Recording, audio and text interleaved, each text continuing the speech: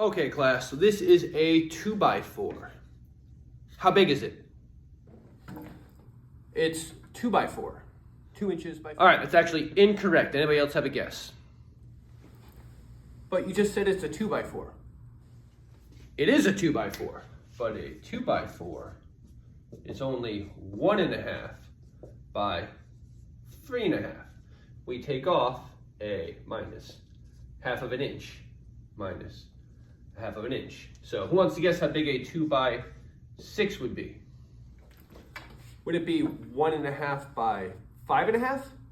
Yeah, now we're getting it. So the 2 is still 1.5, and the 6 becomes 5.5.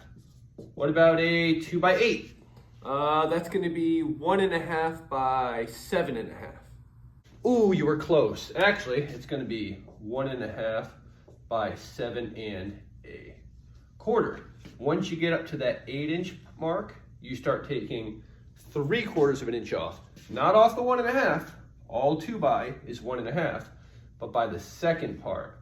So 2 by 10 would be 1.5 by 9.25. Make sense? That's stupid. I agree. Now, let's talk about 1 by.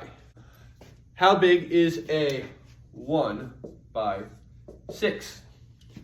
Well, based on what you just said, take off a 1/2 inch. I guess a 1 by 6 would be 1/2 inch by 5.5. So close. Actually, a 1 by 6 is 3/4 by 5.5. When it's 1 by, we don't take off a 1/2 inch here. We take off a 1/4 inch. But we still take off a 1/2 inch here.